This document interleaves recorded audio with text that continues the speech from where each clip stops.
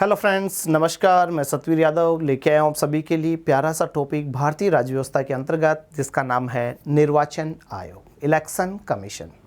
बड़ा ही महत्वपूर्ण टॉपिक है एग्जाम की दृष्टि से भी और समझने की दृष्टि से बड़ा ही प्यारा टॉपिक, निर्वाचन आयोग, इलेक्शन कमीशन। देखते हैं क्या होता है इलेक्शन कमीशन। सबसे पहले तो ये लोगो देखिएगा, इलेक्शन कमीशन भारत निर्वाचन आयोग का ये लोगो है। कुछ इसी प्रकार का लोगो आपको देखने को मिलता है इलेक्शन कमीशन का, जिसमें मूल रूप से तीनों रंगों को पिरोया जा रहा है, जो कि हमारे राष्ट्रीय ध्वज में है। निर्वाचन आयोग की बात करें तो निर्वाचन आयोग एक संवैधानिक निकाय है, कॉन्स्टिट्यूशनल बॉडी है, जिसके जो उल्लेख है संविधान के भाग 15 में आर्टिकल 324 से लेकर के आर्टिकल 329 के बीच में किया गया है। 324 से 329 निर्वाचन आयोग का उल्लेख मिलता है। बात करें निर्वाचन आयोग के बारे में तो याद रखिएगा दोस्तों, निर्वाचन आयोग की जो स्थापना है, ये स्थापना हुई थी 25 जनवरी 1950। निर्वाचन आयोग की स्थापना 25 जनवरी 1950 को नई दिल्ली में की जा रही है।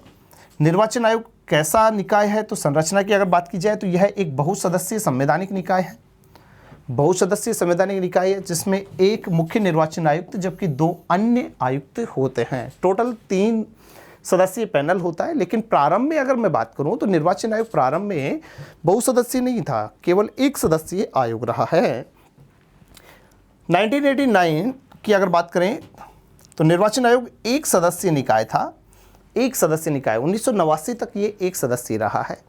लेकिन 1975 में गठित हुई थी एक कमेटी जिसका नाम था तारकुंडे समिति, और सबसे पहले तारकुंडे समिति 1975 ने ये सिफारिश की कि निर्वाचन आयोग को एक बहुसदस्यीय निकाय बनाया जाए, एक सदस्यीय से इसे बहुसदस्यीय बना दिया जाए।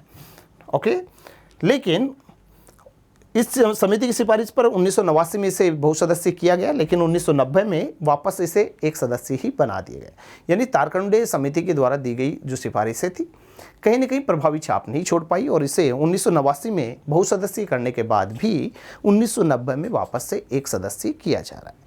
लेकिन आगे चल करके 1993 में 1993 में एक समिति और गठित हुई जिसका नाम है दिनेश गोस्वामी समिति 1993।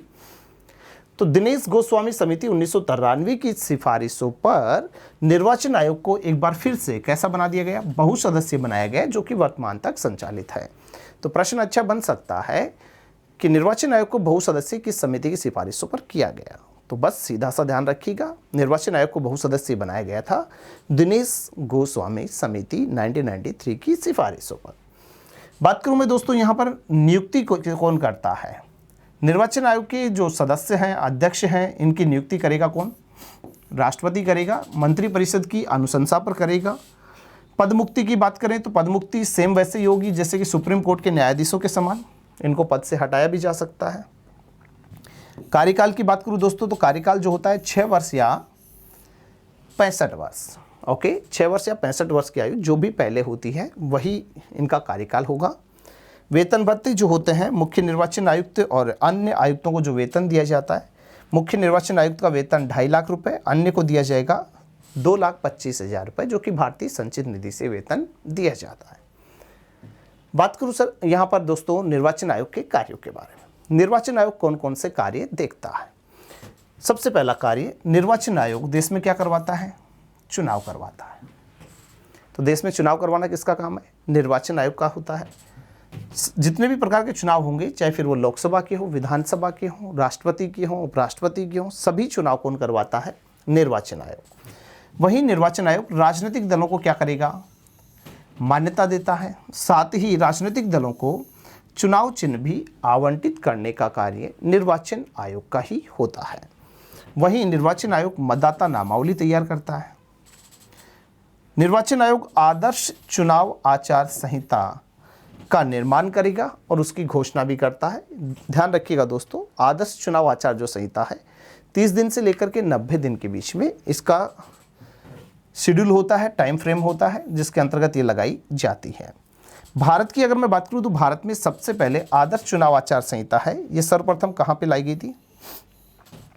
केरल राज्य में सबसे पहले इसका प्रयोग किया गया था 1960 के अंदर।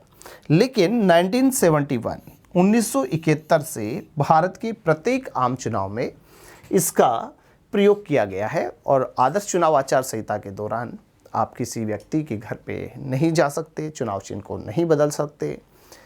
ओके ना, शराबबंदी वगैरह सभी चीज़ों के ऊपर कंट्रोल किया जाता है। एक निश्चित सीमा में आपको खर्च करने के लिए राशि यहाँ पर नियंत्रित रखने की भी निर्वाचन आयोग सिफारिश करता है कि बस आप इतनी ही राशि के साथ में चुनाव लड़ सकते हैं।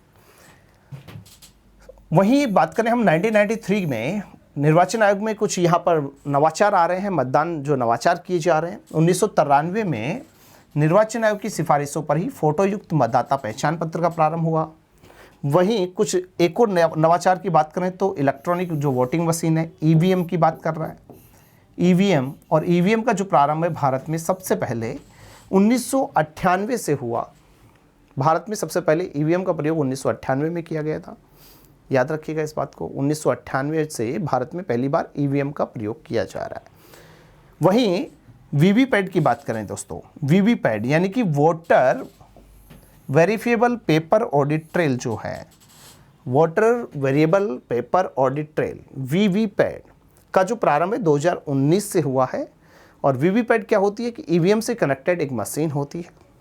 वैसे वीवीपैट का सबसे पहले प्रयोग नागालैंड में हुआ था 2013 के अंदर, और वीवीपैट पहली बार लॉन्च हुई थी 2013 में ही। लेकिन 2019 के चुनाव से इसका मूलतः प्रचलन में आ गई है वीवीपैट, ताकि जिसके अंदर एक मशीन होती है जिसमें आपके द्वारा डाले गई किसी भी यहाँ पर उम्मीदवार को जो मत हैं वो मत आपका शो होता है कि किस व्यक्ति को आपका मत गया है, किस चुनाव चिन्ह को आपने अपना मत दिया है, ये वहाँ पर शो हो जाता है।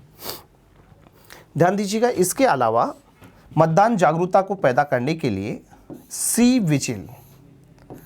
विजिल नामक यहाँ पर निर्वाचन आयोग के द्वारा एक मोबाइल एप्लीकेशन भी लॉन्च की गई है 2019 में, जिसका जो उद्देश्य है मतदाताओं में क्या करना, जागरूकता पैदा करना है।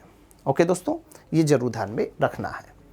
बात करूँ इसके बाद में आर्टिकल 325, तो ये जो भी बातें हमने की हैं, आर्टिकल 324 में निर्वाचन आयोग की स्थापना की बात कर रहा है। 25 जनवरी 1950 को हो रही है, और 25 जनवरी को स्थापना होने के कारण ही 25 जनवरी को प्रतिवर्ष वोटर्स डे भी मनाया जाता है, मतदाता दिवस मनाया जाता है दोस्तों। तो प्रश्न अच्छा बन सकता है कि मतदाता दिवस कब मनाया जाता है। तो भारत में जो मतदाता दिवस है 25 जनवरी को मनाया जाता है, और मतदाता दिवस मनाए जाने की जो घोषणा है, ये घोषणा की गई थी 2010 में। प्रथम जो मतदाता दिवस मनाया गया था, प्रथम मतदाता दिवस ये मनाया गया था 2011 में, याद रखिएगा।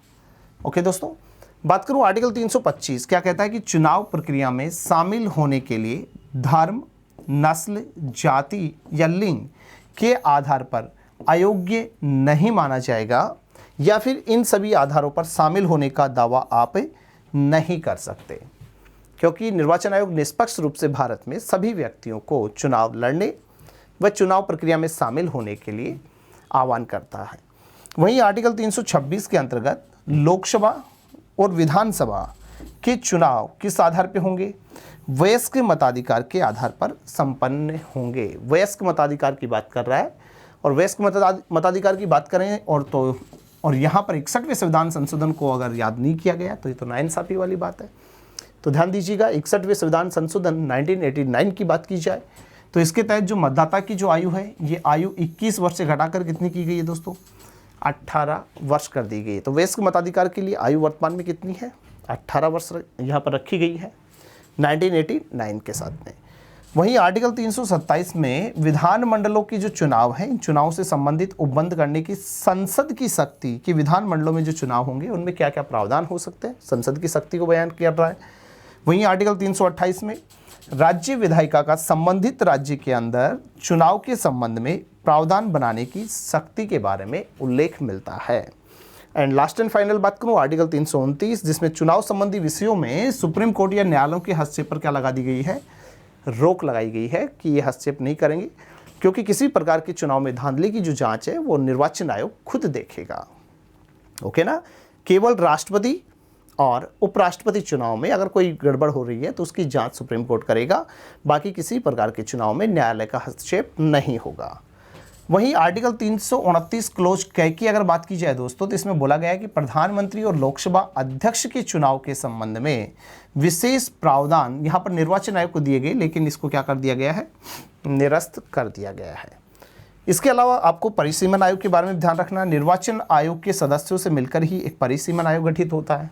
परिसीमन, इसका सीधा सा कार्य है निर्वाचन क्षेत्रों की सीमाओं का क्या करना, सीमांकन करना होता है, जो कि अब तक टोटल 4 बार गठित हो चुके हैं भारत में, 1952, 1962, 72 और 2002 में।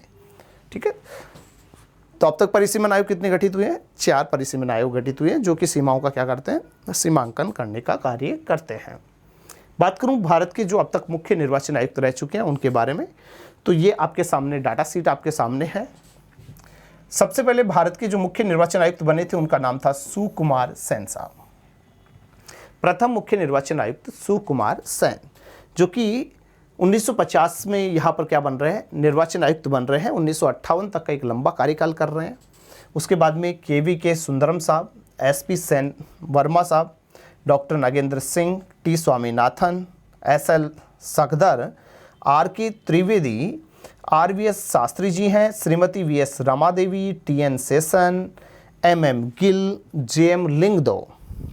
ओके, तो इस लिस्ट में अगर मैं बात करूं तो यहाँ पर एक नाम आ रहा है श्रीमती VS रमादेवी। अच्छा प्रश्न बन सकता है दोस्तों, भारत की प्रथम महिला मुख्य निर्वाचन आयुक्त कौन थी? VS रमादेवी जी। ओके, वहीं पे TS Krishnamurthy, BB Tandon, N Gopal Swami, नवीन चावला, SY कुरैशी साहब। एक नाम और हमारे बीच में आ रहा है SY कुरैशी। प्रश्न ये भी अच्छा बनता है कि भारत के प्रथम मुस्लिम मुख्य निर्वाचन आयुक्त कौन बने हैं? SY कुरैशी जी।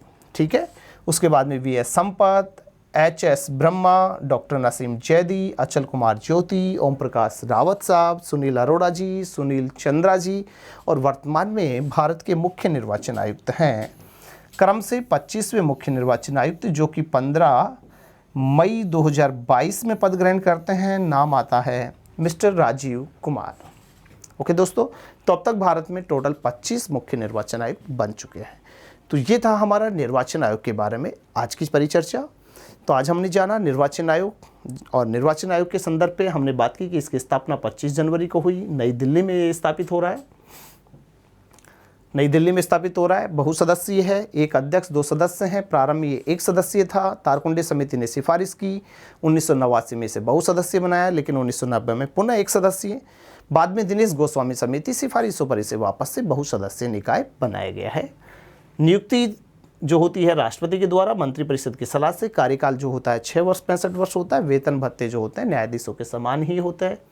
कार्य जो है, कार्य आपके सामने है। चुनाव करवाने का मुख्य कार्य होता है। निर्वाचन आयोग है, चुनाव आयोग चुनाव ही करवाएगा, है ना। इसके अलावा कुछ नवाचार हैं। आदर्श चुनाव आचार संहिता कहाँ लागू हो रही है, फोटोयुक्त मतदाता पहचान पत्र का आना, EVM का लॉन्च होना, VVPAT की बात कर रहे हैं, सी विजिल जो कि एक मोबाइल ऐप है। इसके अलावा आर्टिकल 325, 26, 27, 28 और 29। साथ ही अब तक टोटल 4 परिसीमन आयोग गठित हुए, 52, 62, 72 और 2002 में। और ये हमारे सामने अब तक के निर्वाचन आयोग है। क्लियर है दोस्तों? तो ये थी हमारी आज की परिचर्चा। फिर से मुलाकात करेंगे नेक्स्ट टॉपिक के साथ में। तब तक के लिए नमस्कार।